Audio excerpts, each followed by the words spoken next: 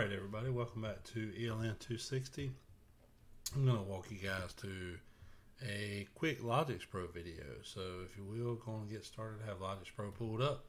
It's going to look like this little symbol here, yellow, blue, red, and green. So I'm going to double click on it. Now the first thing we're going to want to do is get rid of some of that sound. So up here under settings, if it has the sound, just go on and unclick it. Then if it has the Merlin, just go on and unclick that, because you don't want this guy just jumping up and down making all that noises. So settings, undo that. Alright, now the first thing we need to do when we start working with LogixPro is we need to go through and start looking at some of the different simulators. So if you look here at this list, you're going to see the door simulator, silo simulator, traffic simulator, batch simulator, and then a few more other things. Let's start off with just the simple door simulator. Alright, so we're going to go to door simulator. Now you're looking at this project here, and what you're seeing is you got a vehicle parked, I believe it's inside some sort of garage, and then over here you have a couple limit switches, and we have a motor up output and then a motor down output. Now here we have an ajar light, open light, and a shut light. Then we have the open push button, the close push button, and the stop push button. So the first thing you're going to have to do before you start creating some of your logic is you're going to have to highlight over some of these buttons here. So if you highlight over that button, you're going to see that that's a normally open push button. So what that means is when the push button is not pressed, it's normally open. All right. For us to actually be able to use the PLC to communicate with that push button, we're going to have to actually use an XIC instruction. So just like in Studio 5000, we have the rung here at the top, and we have our branch rung. We have our examine and close XIC, or examine on for some of those that like the examine on. Then we have our examine if open, XIO, or our examine off, and then our output energize. Now for most of the class, we're not going to be using these output latches and unlatches, so let's just stick with these here. When we move on to the stoplight, what we're going to actually be doing is using this timer and counter. So, but for now, just go back to your user frame here. Now this is kind of like your favorites bar when you're using Studio 5000. So first things first, let's go on and jump in feet first and drop down an XIC. Alright, so we're going to drop down an XIC. We know that we have a motor going up, a motor going down, these limit switches, and then these push buttons here. Alright, so essentially what we need to do, and we can click on help student exercises. This will actually bring up the LogixPro website. You click on door simulation right here. If you read through some of this stuff, it kind of gives you a little bit about the information. But under exercise 1, it wants you to apply your knowledge of relay logic. So instructions to design a program which will control the LogixPro door simulator. The door system includes a reversible motor, that's why we see an up and a down, a pair of limit switches, and an operator control panel. All of this is connected to the PLC. The program you create will monitor and control this equipment while adhering to the following criteria. So in this exercise, now this is just exercise 1, we're going to want to open and close. Use the open and close push buttons will be used to control the movement of the door. So if we press open, the door is going to open, and if we press close, the door is going to close. Now we don't want close to be opening the door, and we don't want open to be closing the door. Can we do that? Absolutely, but that's not what we want to do. The movement will not be maintained in either switch when it's released. So what that means is, if long as we're holding the push button in, then the door will go up, or as long as we're holding the push button for close in, the door will go down. All right. So in that case, we will not be using the stop button in this particular exercise. However, all the other inputs and outputs would be used. So another little step here is pressing the open switch will cause the door to move upwards if it's not already fully open. And then opening the operation will continue as long as the switch is held down. If the switch is released, or if the limit switch LS1 opens, the door movement will halt immediately. Pressing that close switch will cause the door to move down if it's not already fully down. All right. So we don't want to be able to hit down and the door is already down, because what are we going to do? We're going to mess the garage door open. Okay. So it's the same thing when we go up. If the door is all the way up, let's not have that thing when you press up or open have it go up anymore. So if the door is fully open, pressing the door switch or pressing the open switch will not energize the motor. And if the door is fully closed, pressing the close switch will also not energize the motor. Under no circumstances will both motor windings be energized at the same time. The open lamp will be illuminated if the door is fully open, and the shut lamp will be illuminated if the door is fully closed. It is your responsibility to fully design, document, debug, and test your program. Avoid the use of output latches or output unlatches, and make a concerted effort to minimize the number of rungs employed. All right. Ensure that you have made the effective use of both instruction and run comments to clearly document your program, and all inputs and output components referenced within your program are clearly labeled. So let's get this guy down. All right. So the first thing we want to do is just try to see if we can open it. Now, I said that if we hovered over this push button here, you would see that it's actually a normally open push button. Now, you have to remember, when we are writing a PLC program, we're actually just using a set of instructions. So just because the push button is open, that doesn't mean that we're going to use an examine if closed or an examine if open. It all depends on what you're trying to do with that push button. Okay, so if you're wanting to press it for something to happen, you would use what they call an XIC, which we pull down right here. Now, if you're wanting it to be true or on before anything happens, you would use an examine if open statement. All right. So the easiest thing to do for me when you're addressing things in LogixPro is just to grab a hold of it and then hover it around that question mark. You'll see that little box pop up with the plus sign in it, and then you drop it there, and then we see that it's I:1/0.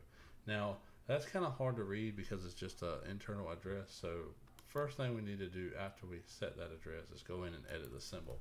This will allow us to type in open or open button. All right. Now the more detailed you are, the better off you are, because remember, nobody can read your mind, and somebody's going to have to come behind you and work on this thing. So we said that we wanted the open button to energize the motor going up. All right, so if the motor's going to go up, we're going to have to use an output for that motor, because remember, inputs are like limit switches, push buttons. Outputs could be lights or a motor of some sort. So that motor going up will be how we actually start. So let's edit this symbol and call this motor up. All right, then hit enter. Now we want to try to just go online with this and make sure that it's actually going to work. So there's this little swoopy arrow here. If you press that one time, you'll see that the PLC equals online, and you have a download key, program, step, and run. Now for it to download, you always have to be in program, so hit download. Now when you hit run, you'll be online with the PLC, and so when you hit and hold open, the door opens. Now you can speed your scans up, meaning how fast or how slow it goes. So if we actually wanted to speed it up, we could push it up all the way here to the top and then hold this open button, and boom, and oh, what happened? So what happened is, when I was holding the open button, I didn't let it go, and when the door got fully open, the motor burned up because I was still holding the button, and the door got tangled up in there, and the motor could not open anymore. So as a result of this, the motor stalled and it burned out. All right, so we're going to clean that up. Now let's slow those cans back down. Let's just hold open. All right, we're holding open, and then we're just going to stop it. Okay. Now, the exercise told us to make sure that we have some sort of limit switch, or not necessarily a limit switch, but some sort of device to stop the motor from going up. So the way we're going to do that is when the door is fully open, this limit switch right here is a normally open limit switch. So what that means is, as long as that switch is closed, the door is not open. Okay? Because it's normally open when there's no door there, or when the door is up. So if we're going to use a normally open limit switch that closes once something touches it, we're going to have to use an XIC instruction. So let's pull down an XIC. All right.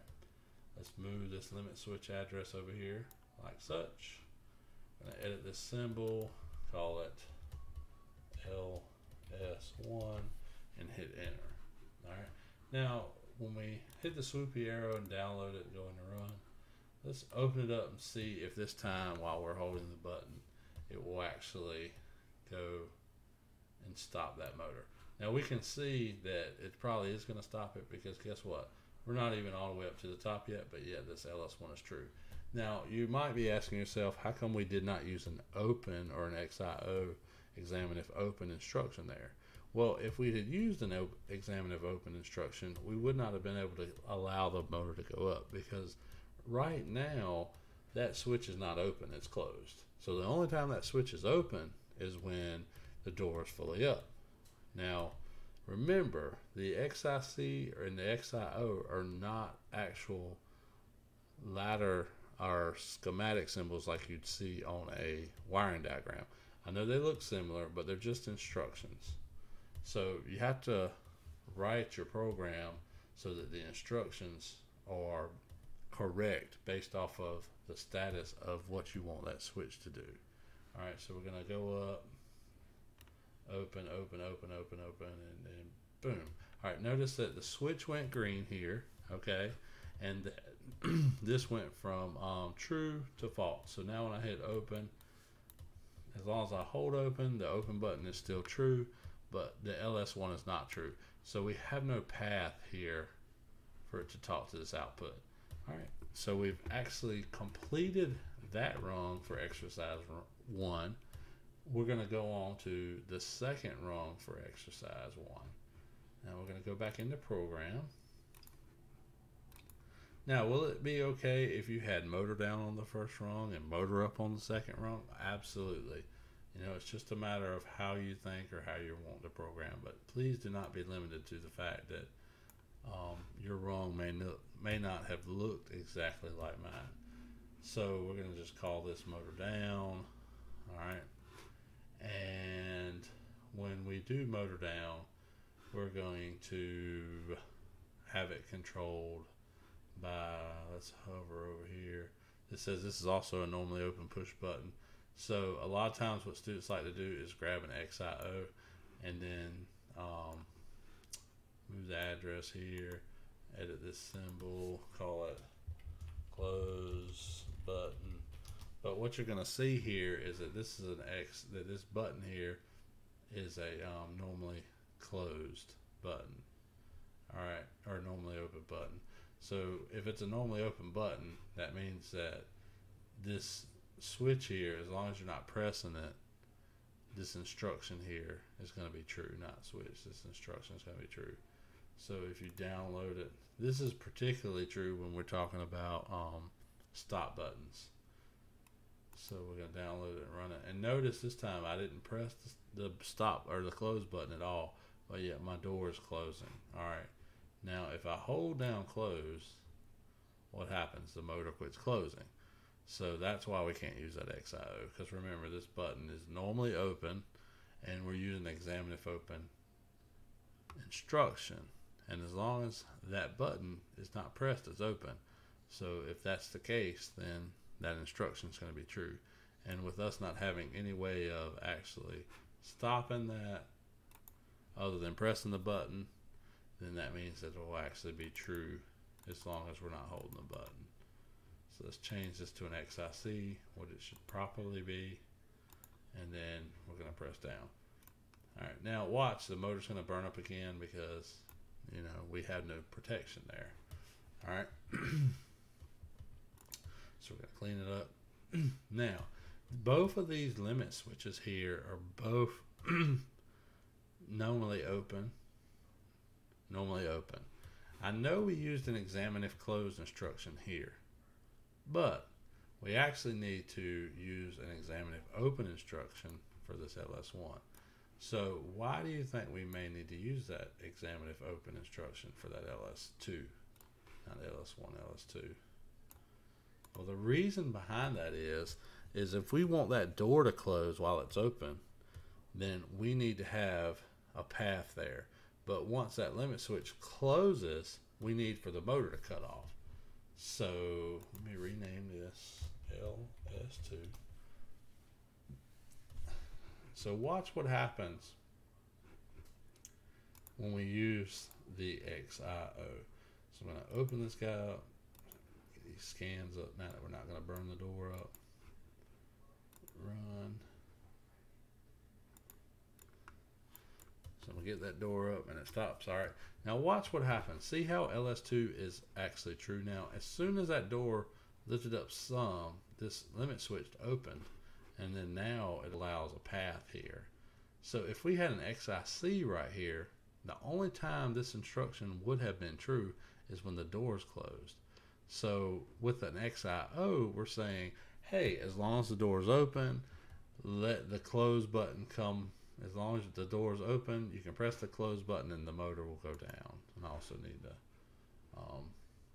edit that symbol right there too. So see here how I have a path now as long as I'm pressing that button, and then as soon as it goes down, boom.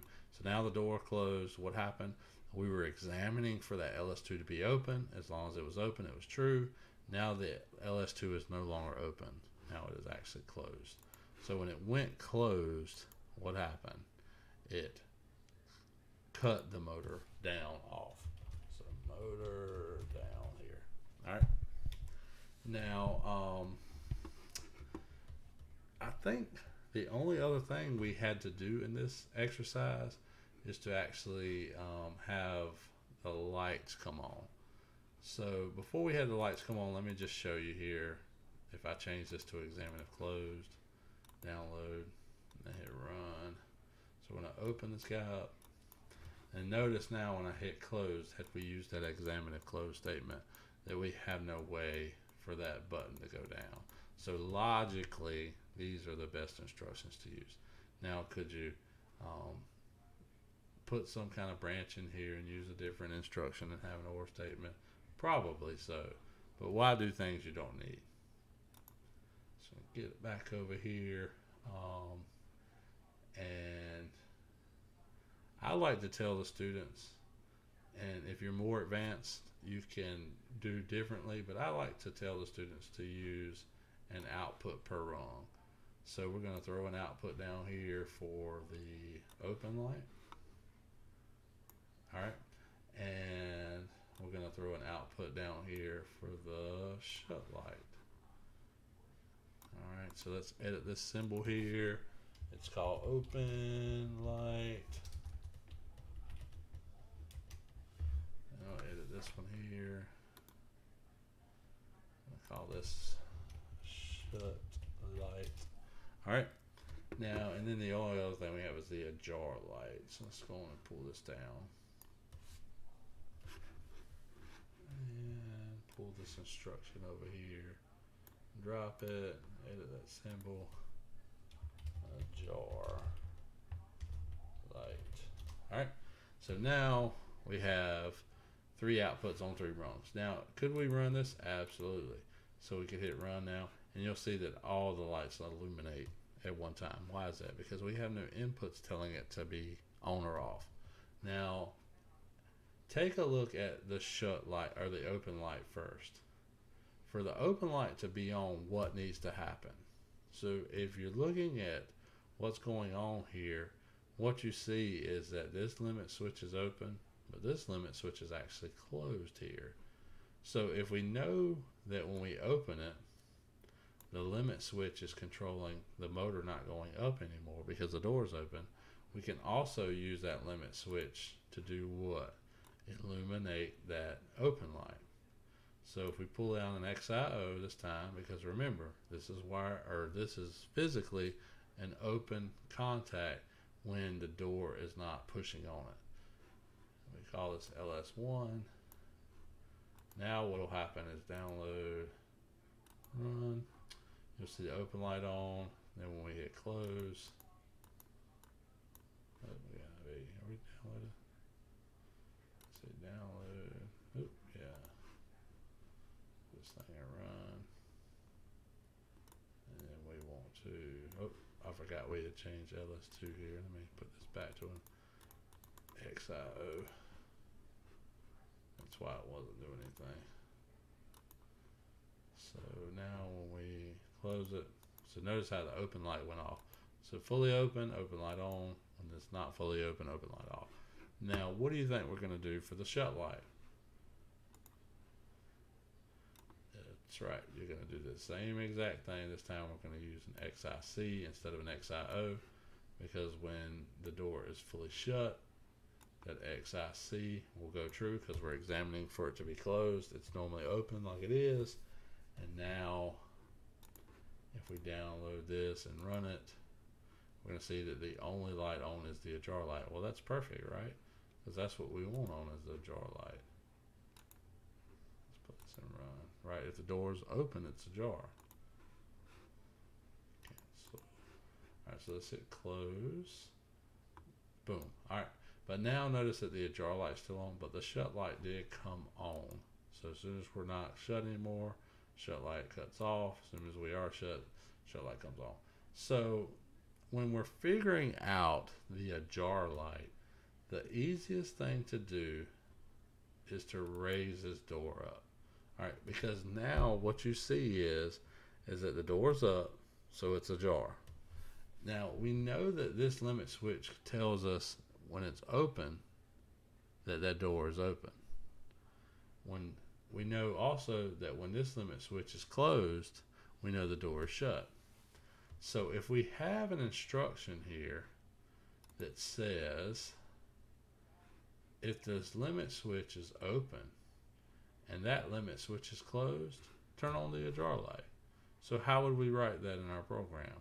The first thing we do is we'd grab an XIO and we'd say, all right, if this limit switch is open, all right, because it's normally open when the door is not pushing it. And then if the other limit switch is normally closed, LS1, because remember, it is closed as long as the door is not fully open, then the ajar light will be on. All right, so let's try that. Download it, run it, and let's hit the button up. Hit it up, hit it up, hit it up. There we go. And now it's ajar only when the door is open, not shut or not closed, or not open and not closed. Could you have put these lights here, like the open light and the shut light, on these rungs with the motor up and motor down? Absolutely. But you have to remember one thing.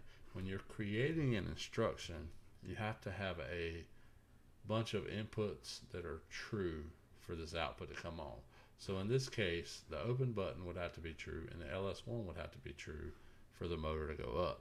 Now, if we put the open light on there, we would also have to say that as long as this LS1 is closed, right, we can turn on this open light. But what's the problem here? The problem is, if long as I'm holding this open button, then that motor can go up. But as soon as we close the open button, so if we do like this and I hold it open, the motor can go up. All right. So if I were to put a branch here around motor up, all right, and then we light here. Boom. Alright. And we say as long as LS1 is not open, we're going to have the open light on. Alright. So let's download this. Download it and run. Okay.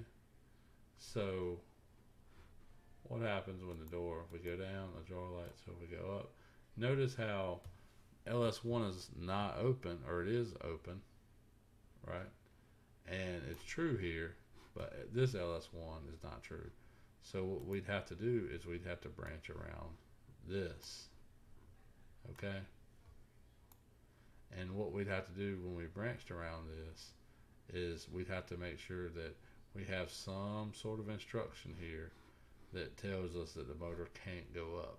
So maybe instead of branching around this, maybe the easiest thing would be to just move LS1 in here, okay?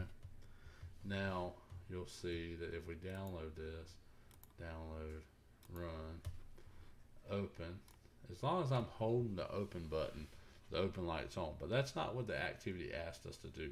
The activity asked us for the open light to be on, you know, when the door is fully open. So what we would have to do here is we would have to latch around this open button with an open light.